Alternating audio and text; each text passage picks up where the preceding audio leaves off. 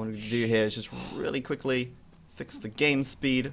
Awesome. Okay, so we're here. Welcome back, guys, to the Empire Collective Cup. This is the Platinum League finals now between TheViper and RiuT. Game number 2. And down to the south of the map, in the blue, we have TheViper. He's playing as the Aztecs. And up to the north of the map, in the red, we have RiuT playing as the Aztecs as well. Of course, this is his home map. Some people in the chat are saying that there's a little bit of reverb on my voice. Is there? I'm not really sure. I don't really hear that. I may turn you down slightly. You are a little loud in my ears, but I think you're okay. All right, cool. So yeah, it looks like we're going to do that Aztec mirror match here, which is something that's very exciting and a historic matchup between both of these players, and we've seen that RiuT has had the capability of taking some very narrow games off TheViper in this matchup. Looks like the Viper has almost all of his wood at the back of his base this game. Yeah, now we just saw a restart there between, from RiuT because his map was pretty bad. Now this time around, like at first glance, his map doesn't look amazing, but it doesn't look so bad. Viper's map, on the other hand, is open, to say the least. I mean, there is no wood on the front of his base, and that's not the end of the world, but it certainly makes walling a lot harder. It certainly makes raiding for RiuT a lot easier, and yeah, like you say, all of that wood is on the back. Now, most people don't complain about a back wood, but when you have nothing but an expansive desert on the front of your base, then, it's not so good, I guess. Yeah, certainly. The Viper will have a lot of trouble defending against this. Generally speaking, the early game on these Aztec mirrors is usually pretty similar, as both players will want to opt for that standard Aztec drush, and the Viper might have a lot of difficulty actually palisading up and trying to protect his wood line. Yeah, definitely. Obviously, as well, in this situation, if you see a drush coming in, which is most likely going to be the case, considering, hey, it's an Aztec war, and the Aztecs definitely like to drush. One of the easiest counters to drushing is to wall it up quickly, get some palisades down, keep your villagers nice and safe. However, when you're so open, it can be a little bit difficult to do that. We're also seeing a little bit of a boar steal from the Viper right now as well. We were saying last time how we should keep our eye on the scouts. Well, I didn't do that this time around, which is rather sad since, well, Viper's bringing a boar in from RiuT here. And RiuT gonna look, well, it looks like he's gonna go steal one back. If he sees it. If he sees it, he does. Oh dear. And he's going to have to steal it back if he wants to sort of claw his way back into the early game here. As if you're down a boar, that drush could be devastating. Your opponent can very easily snowball this mirror match out of control. So we're going to see if RiuT can successfully get this steal off. But the Viper looking for a body block. Can he get it? He's going to do everything he can to stop this boar from getting away. And, oh, it's so close. RiuT here, microing as much as he possibly can. Viper getting in some pot shots onto the Eagle. The Eagle here, just 14 HP. This might be one of the hardest boar steals that RiuT has done in his career. And he is gonna really try as hard as he can as Viper goes for some more pot shots right now, taking that Eagle down from 14 to 9. And oh my goodness me. This is going to be one hell of a boar steal. Viper really wants that boar back, but I think he might have just lost the mark a little bit there as RiuT begins to get away. Yeah, the Viper losing a bit of distance, but he is actually getting close enough, and the boar might end up resetting. It stopped the RiuT scout. He doesn't have enough HP. That's it. The boar is going to go back. RiuT fails the steal as, of course, that boar there is going to do too much damage to the Eagle for the Eagle to be able to hit it twice and then start running. But, man, Viper there barely managing to stop that boar, and RiuT just getting out of range means it's going to go back, and Viper's going to have himself 3 boar. Now, admittedly, that 3rd boar is going to be quite late, considering it has to get all the way back from, across the map from the center. But I think that, yeah, in this situation, that's not the start RiuT wants. Viper's going to be very happy with that extra boar right now. Chat says that there's a bit of an echo. I don't hear an echo. Some people don't have an echo. It's strange. I mean, I wish we could use TeamSpeak right now because that was set up perfectly. But sadly, we can't do that. Well, we'll keep our eye on that. But either way, like you just mentioned, this is certainly not the start that RiuT was going for. Secretic asks exactly what does it mean when you lose a boar? And essentially, it just means that you lose a very efficient, essentially free source of food in the early game. And that's very, very critical that you don't fall behind in a civilization mirror match. Both players are Aztecs, and that means that they have access to relatively similar openings. So just little things like that can be devastating. But look at the way that RiuT's map is set up with his gold on the left-hand side of his base. He's got a pretty solid wall up here. Oh yeah, this is actually the perfect response from RiuT, you know. He's lost his boar, he knows he's gonna, you know, have a few resources less, natural resources left. You have to start building farms a little earlier, he has to play a little more defensively, and, you know, since he's lost that boar, if he can avoid making the militia, I guess that's gonna be good for him. So, he's walled it up, and like I said just a few moments ago, one of the biggest counters to a drush is to wall, and he's done exactly that, which is awesome, and, you know, he's even taking the fish right now to grab himself a little bit of extra resources from that little lake. I like that. That's cute. But yeah, Viper maybe gonna try and do everything he can to get in, or maybe he might accept the fact that RiuT's walled up and just kind of, you know, go from there. Right now, attacking the wall piece though, and RiuT's gonna have to react quickly, otherwise this drush is gonna get in anyway, and all of that, you know, walling is for nothing. RiuT's gonna have to be very quick, gonna have to be very careful. That villager's painfully slow. Whoa. Oh man, no RiuT, what are you doing? Oh, crisis averted. Crisis averted, but only just. Oh That wow. was so close. The Viper almost just barely got in there as RiuT almost like assigned his villager to the wrong little piece of palisade. But the Viper will get denied. That 5 militia drush is not going to get into RiuT's woodline. And with that, the little victories. This looks like it's going to be a pretty strong opening for RiuT there, as the Viper is going to spend a lot of food and gold on those militia.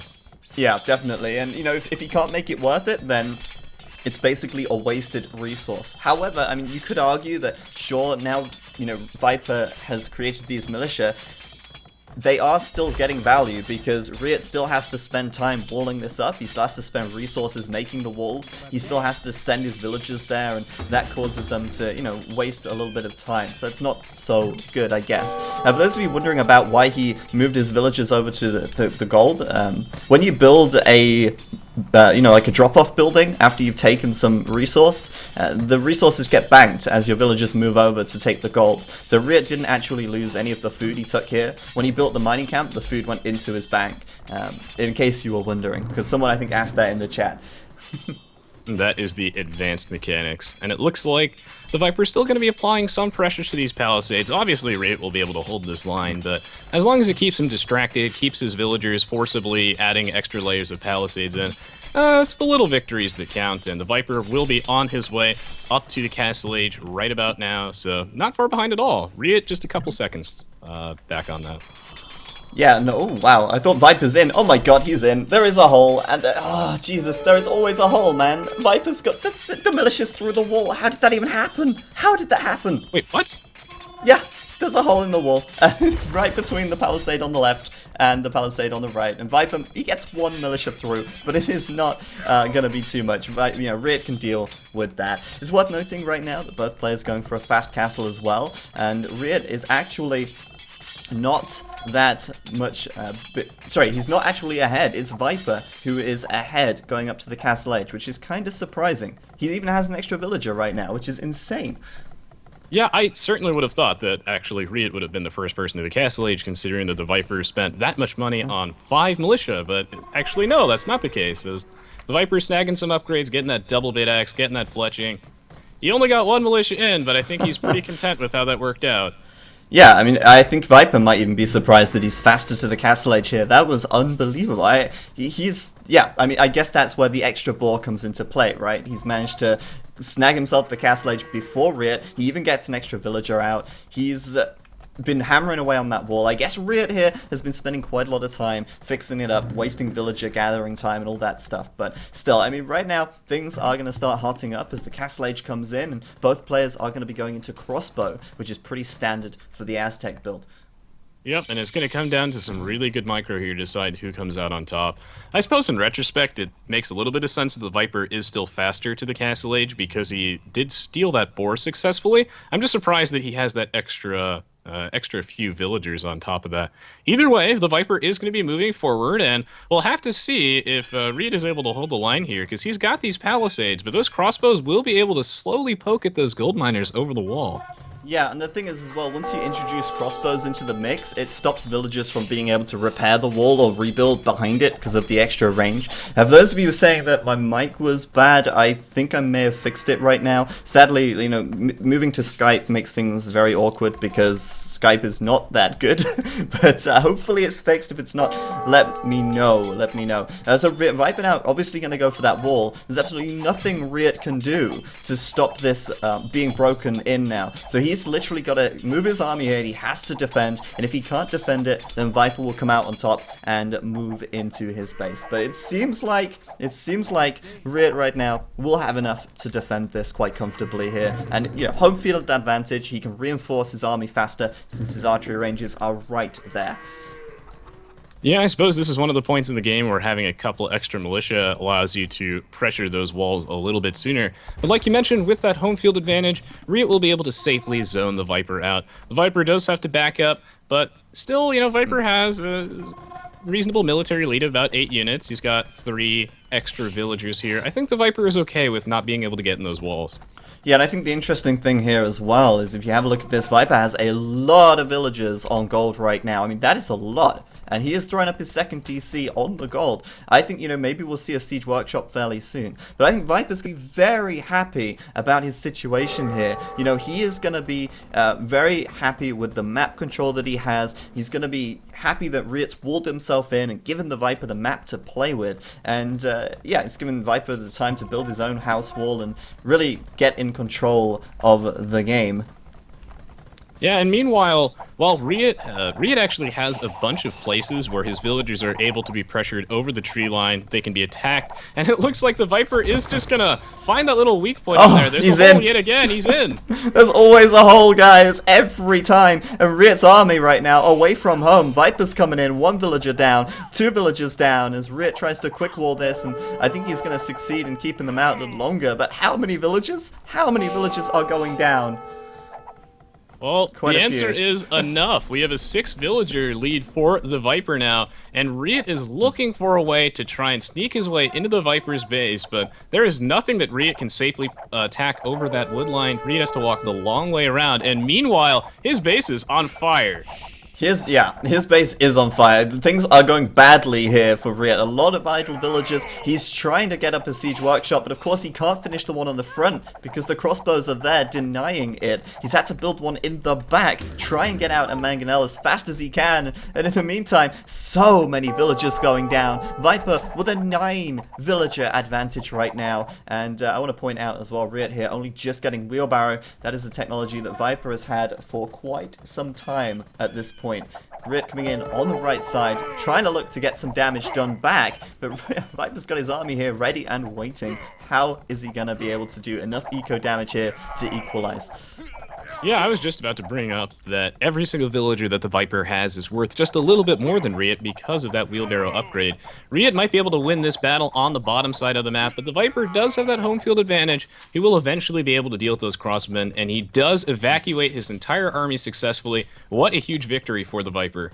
Viper is going to be so happy with this, and sure, you know, RiuT might take a couple of villagers down now on this wood line, 1, 2 going down, but he has got a long way to go. He's going to need to go and get another 12 if he wants to start equalizing things right here, and I guess, you know, 1 villager at a time, but Viper's coming in. He's got his army. Wait, where is his army right now? Oh, it's going back. It looked like he was bringing it back home. I'm kind of unsure what he's doing. He doesn't seem too concerned by these crossbows, which is surprising.